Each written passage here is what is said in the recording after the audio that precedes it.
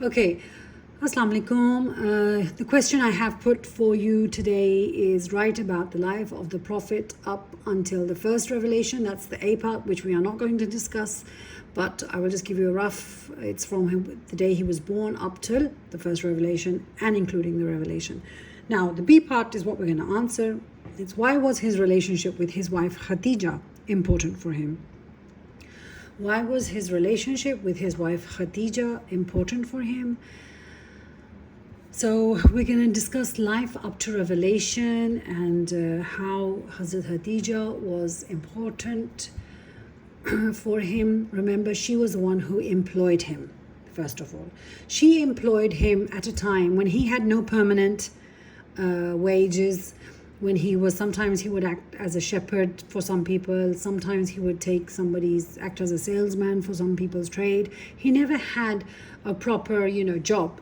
So Hazrat Khadija was the one who employed him for the first time, and literally she was so impressed when she employed him that when Maysara, her slave, told her about how beneficial this employee was and how many profits he gained when he took the trade to Syria, it impressed her a lot. And naturally, because she was alone, she was a widow, she was widowed twice, she had 4 children to look after, and she needed somebody to run the business so that she could also look after her own children. And the only legal way that she could interact with the person she has employed and to rely on him was to have a valid legal relation with him. So the only way that they could legally interact with each other would be through a valid nikah. So she sent the proposal to Hazrat Abu Talib via Nafisa, her best friend, and Abu Talib talked to the Prophet, asked him, what do you suggest about this proposal coming from Lady Khadija?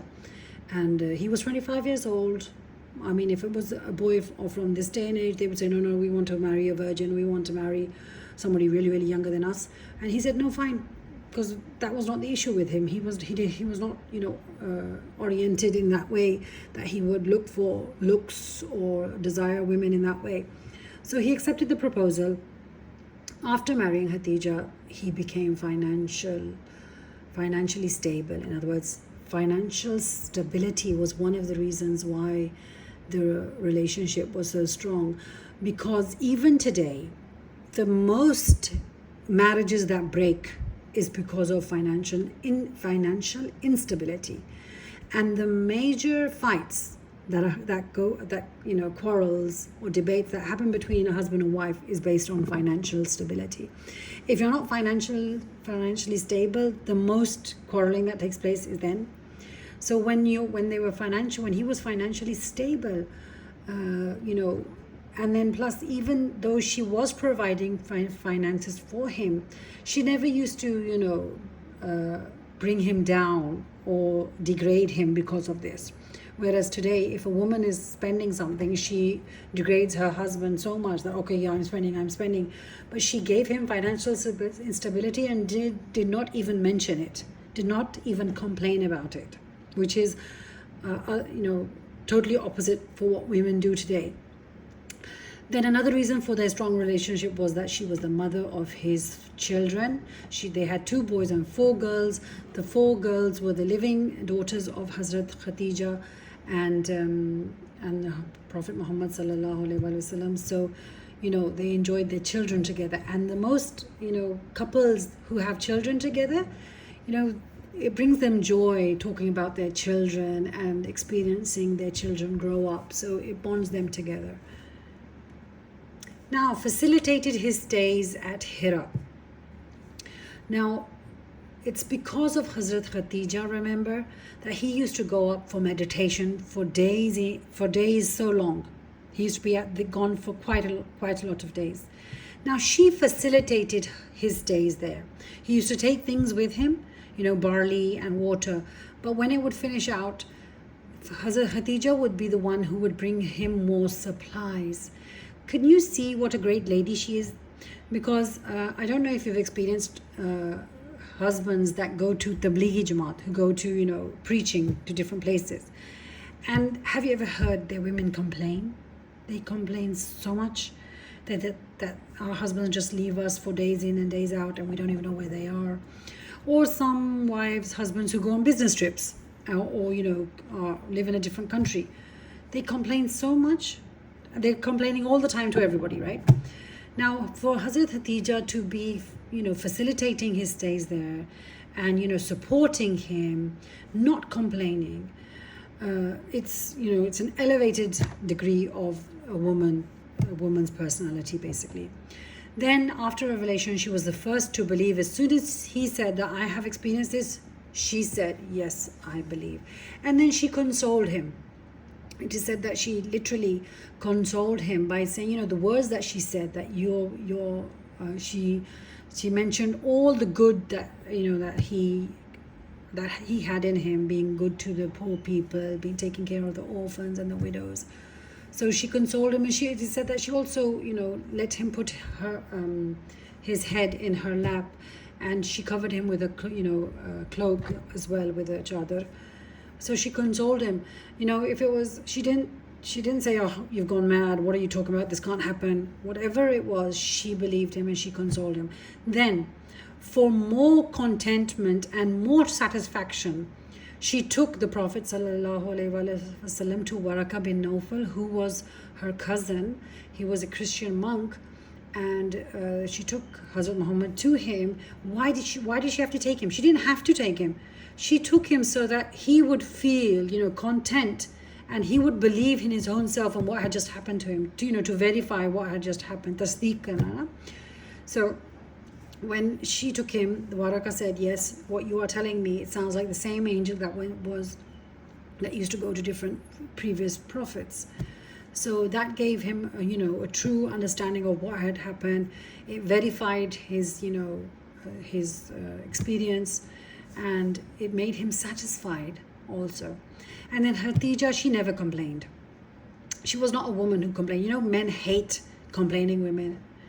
So if you have a wife that never complains of whatever you're doing, then that relationship lasts for long.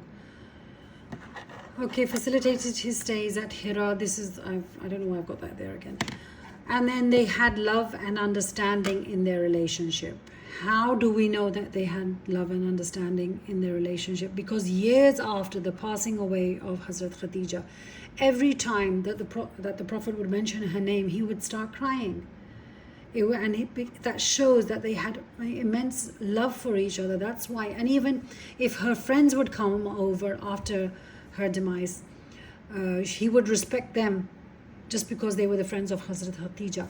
When Hazrat Zainab sent her necklace that belonged to Hazrat Khatija at the time of Badr, and she sent it as ransom to ransom her husband, who was taken as captive at the time of Badr. As soon as the Prophet saw the necklace belonging to Khatija, he again started crying. So you can understand how much love he had for her, and the only reason why a person can love each other is when you have understanding between each other, when you understand each other. And remember, then she suffered the boycott. She didn't have to go. She did not belong to the Banu Hashim.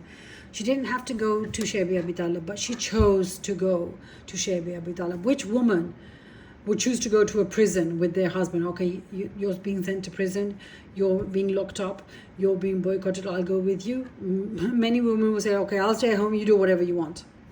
But she chose to go with the Prophet to Shaybi Abi Talib, and she remained patient throughout everything that they, mocking. When they mocked the death of Abdullah, the son of the Prophet, and called him Abtar, don't you think that had an effect on Hazrat Khatija, losing her own son and then being mocked about it? Could you imagine how patient she had to be during all of these events? And the divorcing of the two daughters of the Prophet, that was not just psychological stress for the Prophet, it was also psychological stress for Khatija also. So she remained patient in all the persecutions that she faced due to her husband's, promoting Islam and preaching. Then sacrifice. Literally, she sacrificed her time, even if we're talking about facilitating him, going to Hira. She's sacrificed her time or her comfort. When your husband goes away, you're not comfortable, and it's your time that is being taken away. She sacrificed her life while going with him to Shaybi Abi Talib, because she became so weak, and just a few months after Shaybi Abi Talib she passed away. So literally she sacrificed so much for him, peace, a peaceful life, a peaceful, peaceful mind. She sacrificed all of that, and in the end she ended up dying after the boycott. So you can easily understand that why this woman and the Prophet ﷺ had a great relationship, to be remembered up till now.